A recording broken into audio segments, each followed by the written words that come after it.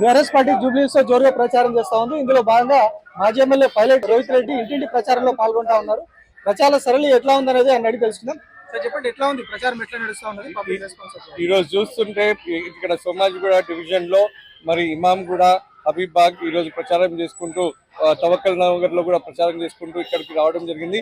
మరి ఎక్కడ చూసినా కానీ ప్రజల నుంచి విశేష స్పందన కనిపిస్తా ఉంది.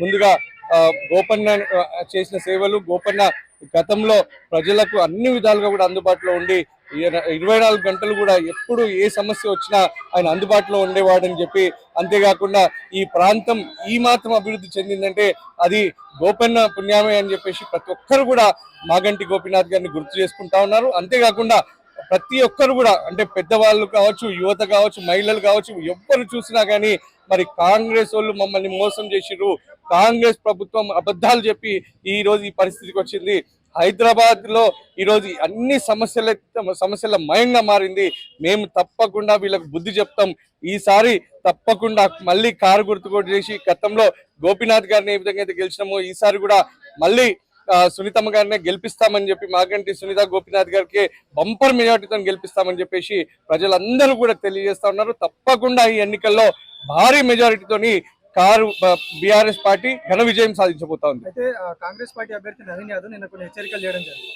బయట నుంచి వచ్చి ఎవరైతే ప్రచారం చేస్తా ఉన్నారు నియోజకవర్గంలో వాళ్ళందరినీ కూడా ఖాళీ చేస్తా ఇక్కడ నుంచి అని చెప్పి ఆయన కొన్ని బెదిరించినట్టుగా మాట్లాడారు.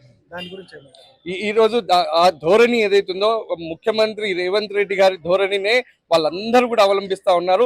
గతంలో ముఖ్యమంత్రి రేవంత్ రెడ్డి గారు అసెంబ్లీ సాక్షిగా కూడా ఇటువంటి రౌడీజం అనేది ఏదైతే ప్రదర్శించినారో మరి వాళ్ళ గూటికి సంబంధించిన వాళ్ళు ప్రతి ఒక్కరు కూడా, నవీన్ యాదవ్ కూడా మరి వాళ్ళ గతంలో వాళ్ళ ఫ్యామిలీ బ్యాక్గ్రౌండ్ కూడా ప్రతి ఒక్కరికి తెలిసిన విషయమే. మరి అదే ధోరణి ఇక్కడ అనుభవిస్తా ఉన్నారు. అయితే మేము ఎవ్వరం కూడా ఇక్కడ భయపడేటోళ్ళం లేము. ఉద్యమ సమయంలోనే ఎన్నో పోరాటాలు చేసి అన్ని విధాలుగా కూడా తెలంగాణ సాధించుకొని మరి ఎన్ని వచ్చినా కానీ, ఎన్ని అవకతవకలు వచ్చినా, ఎన్ని జరిగినా, ఎటువంటి సంఘటనలు ఉన్నా కానీ ఎవ్వరు కూడా ఇక్కడ భయపడేటోళ్ళు. ఇంకా ఈ విధమైన హెచ్చరికలు చేస్తే తప్పకుండా రేపు 11వ తారీఖు రోజు వాళ్ళకు బుద్ధి చెప్తారు. ఈ రోజు మీరు చూసినట్టయితే సోషల్ మీడియా మాధ్యమాల్లో అతను మాట్లాడిన మాటలకు ఏ విధమైన కమెంట్లు వస్తున్నాయో మనం అందరం చూస్తూనే ఉన్నాం. ఈ ధోరణి పనికిరాదు. మరి ముందుగా ప్రజాసేవ చేయాలన్నప్పుడు ప్రజలతో మంచిగా ఉండడం నేర్చుకోవాలి. ఈ విధమైన హెచ్చరికలు పనికిరావు. ఇక్కడ ఎవ్వరు కూడా భయపడేటోడు లేడు.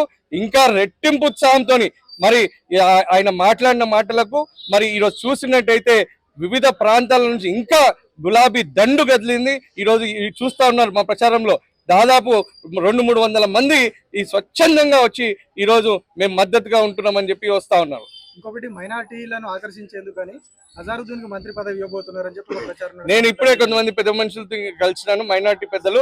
వాళ్ళు అంటున్నారు హమారకు ఫిర్ ఏక్ బార్ చాక్లెట్ దికారే, फिर एक बार बिस्किट दे रहे हैं हमारे को, మేము ఎవ్వరం కూడా నమ్మము. ये पूरे खाली इलेक्शन के लिए ये ड्रामा कर रहा फिर एक बार. उन दिनों में जैसा इलेक्शन के समय में पब्लिक को झूठे वादे दिया, फिर ऐसी हारने के चक्कर में ऐसा స్టంట్ खेल रहा అని చెప్పేసి అందరికీ కూడా, చిన్న పిల్లల నుంచి పెద్దవాళ్ళకు ప్రతి ఒక్కరికి కూడా తెలుసు. ఈ అజరుద్దీన్ గారికి మంత్రి పదవి అనేది చెప్తున్నారు. అసలు ఆయనకి ఎమ్మెల్సీనే ఇంకా యాక్సెప్ట్ కాలేదు. గవర్నర్ గారు ఎమ్మెల్సీ సంతకం పెడతాడో లేదో తెలియదు. అటువంటిది కేవలం జూబ్లీ హిల్స్ ఎన్నికలు ఓటమి భయంతోనే ఈరోజు స్టంట్ చేస్తున్నారు అనే విషయం మైనార్టీలకు అందరికీ కూడా తెలుసు. అండ్ తప్పకుండా మైనార్టీల అందరూ కూడా మాతోనే ఉన్నారు. ఈరోజు బ్రహ్మాండంగా, ముఖ్యంగా మైనార్టీలలో అయితే విశేష స్పందన కనిపిస్తా ఉంది. ఈరోజు వాళ్ళు చెప్తా ఉన్నారు, షాదీ ముబారక్ గతంలో మా ఆడబిడ్డలకు పెళ్లిళ్ళు అయితే మాకు నెల తిరగక ముందు చెక్కులు వచ్చేది, మళ్ళీ ఈరోజు 2 సంవత్సరాలు అవుతున్నా షాదీ ముబారక్ చెక్కులు రావట్లేదు. షాదీ ముబారకే కాదు, ఈ రోజు మైనారిటీలకు సంక్షేమం ఏదైతే బీఆర్ఎస్ పార్టీ ప్రభుత్వం చేసిందో ఈ రోజు అంతా కూడా తుంగపాలైపోయింది. ఈ రోజు మొత్తం అంతా కూడా ఏది కూడా సక్రమంగా లేదు అని చెప్పేసి మైనారిటీల నుంచి అయితే విశేష స్పందన కనిపిస్తా ఉంది.